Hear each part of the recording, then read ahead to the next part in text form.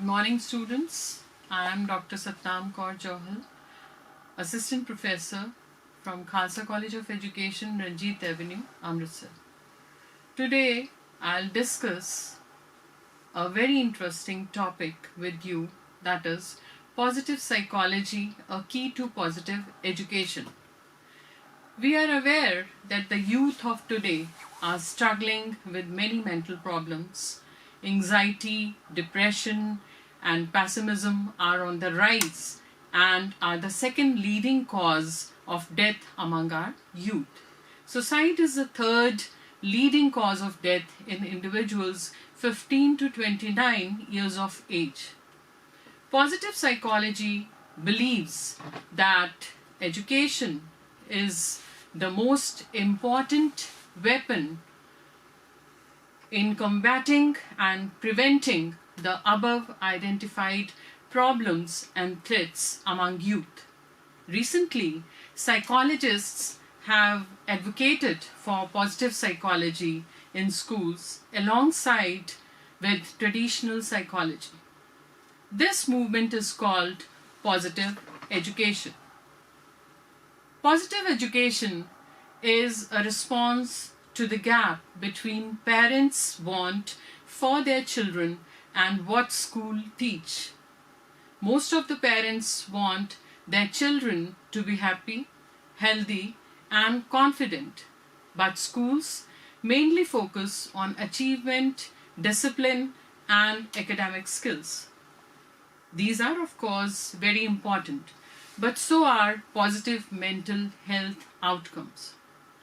To fix this gap, which is the major cause of mental illness among students, positive education has been proposed where schools teach achievement and accomplishment along with positive psychology. In other words, positive education wants to bring positive psychology's goal of well-being and mental health support for everyone into the school setting. Positive education can play a key role in helping young people flourish and thrive even in the face of life stresses. It takes the science of well-being, a science to increase one's own happiness and build more productive habits, and integrates it into schools so that it becomes as important as academic achievement. Positive education is helpful in creating a culture of well-being within schools. School culture contributes 20% to a student's well-being. When the climate of a school changes, well-being among students is enhanced. Focusing on well-being does not take away academic, rather it actually enhances it. Some of the positive effects of bringing well-being into schools are improved GPA, that is the grade point average, means increasing well-being among students will increase their academic achievement. It will decrease among them the problems of depression, anxiety, and pessimism. It will also increase their academic engagement and participation, which is very, very important for improving their academic performance. It will also improve the retention rate and decrease the problem of stagnation and dropout in schools. It will also improve their social and emotional skills, and with this it will improve their pro-social behavior and also aid to their social adjustment, which is the ultimate aim of education. It will also improve the level of optimism. If the social adjustment is good, it will bring them contentment, and it will also remove health related problems. And with all this, they will be able to solve their day-to-day life problems and also reduce procrastination. Positive psychologists are also not alone in the belief that schools should aim for students' well-being, philosophers like Aristotle have also considered happiness to be the end goal of school education. Positive psychology isn't about feeling happy all the time. It's about recognizing that we all have strengths we can build on. Some of the strengths that positive psychology focuses on include inspiration, resilience, and gratitude. Students bring all of life's ups and downs with them into the classroom. That's why classrooms are heterogeneous group of students. And in some cases, this can lead to poor focus and discouragement.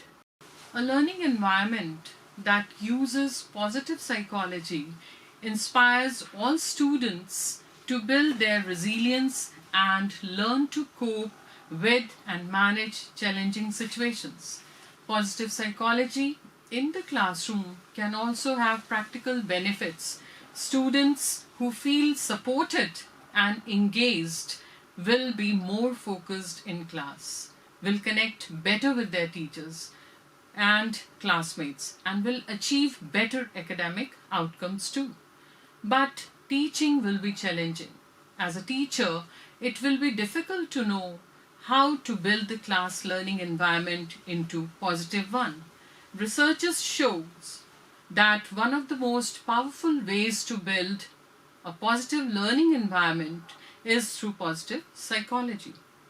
The PERMA model created by Martin Seligman, father of positive psychology, is one practical way to explore, explain, and practice positive psychology in classrooms.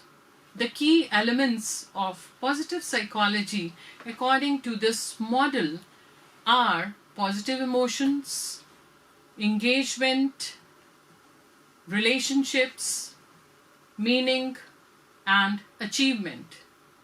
Positive emotion means student can focus on things that make them feel good, like being recognized for quality work or having the chance to help a classmate. So these kind of emotions will help them to work with initiation, and it will improve their academic achievement.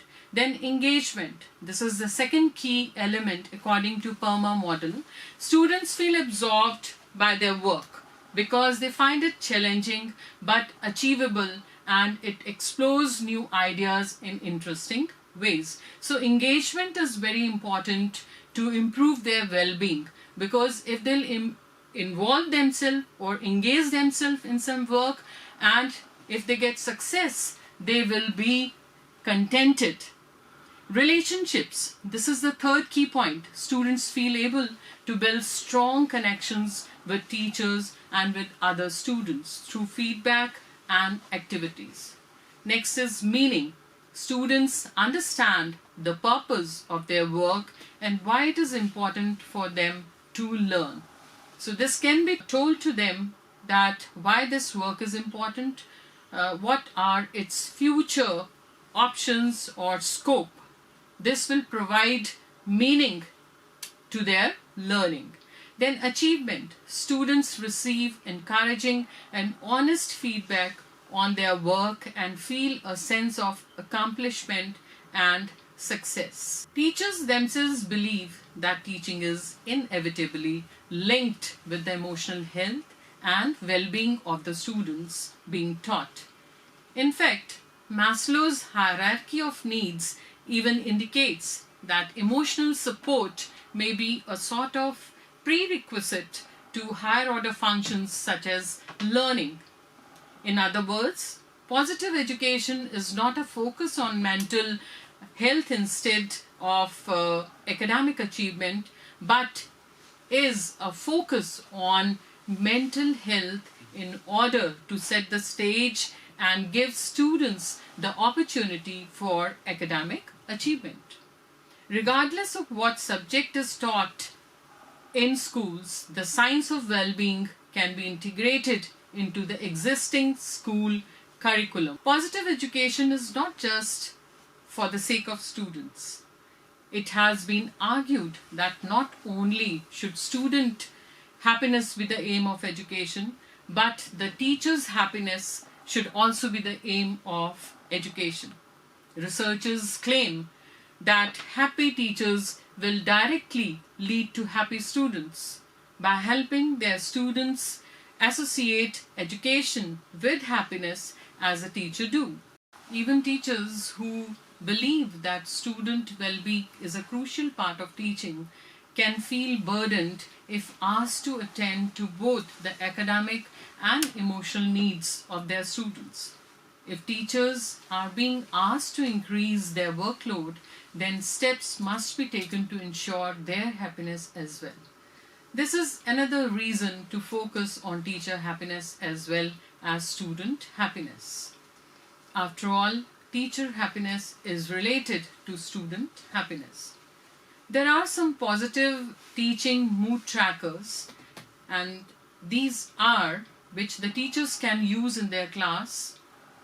Daily mood charts. This daily mood chart helps students to track their moods throughout the day, and this simple self-report chart will help students to better understand their mood throughout the day and week, and it will also help teachers to track the class engagement levels. Second one is positive steps to well-being. This one-page worksheet is simply a list of things to keep in mind for well-being. It includes tips on keeping perspectives, exercising, relaxing, sleeping, connecting with others, and more. Students can keep these worksheets in their lockers or folders as a constant reminder, and these can be hung up in the classroom. Next is mindful activities. Mindfulness is important in class because teachers and parents frequently ask children to pay attention but give them no instructions as to how to do so. So some mindful activities are mindful bell, mindful breathing, caring mindfulness. Then there are some positive psychology exercises for children given by Seligman, and these are identifying strengths. So students can be asked to identify their strengths and they can admire the other persons for their strengths. Next is secret strength spotting. Having students secretly observe another classmate in the classroom for a week and writing down strengths they observed during this time. And by observing their strengths or their plus points, they can keep gratitude journal, they can write gratitude letter to show their gratitude towards other persons. Then gratitude graph can be maintained, sticky notes can be placed on the graphs, then gratitude box can be used. Students can write things they feel grateful for on strips of paper and drop these pieces in the paper box. Cooperative learning groups. This is splitting up the class into small groups to work on a specific task or topic, then teach that topic to the other small groups in the class. Similarly, active constructive responding, secret acts of kindness, and 3 good things about themselves and about others. Concluding note that positive education is not necessarily a completely new idea, but it is the reaffirmation of what parents and education advocates should be the end goal of education, and that is the students' happiness. If thinkers as far as back as Aristotle have believed that happiness should be the main aim of education, positive education is a necessary movement. Indeed, research shows that children who are happy and emotionally supported have better emotional and academic outcomes. For that reason, alone, schools should implement positive psychology's teaching into their classrooms. While implementing these teachings, however, schools also must take care not to overburden their teachers. Teachers' well-being modifies the emotional and academic outcomes of their students. So, teacher happiness as well as student happiness should be the main goal of positive education. Thank you.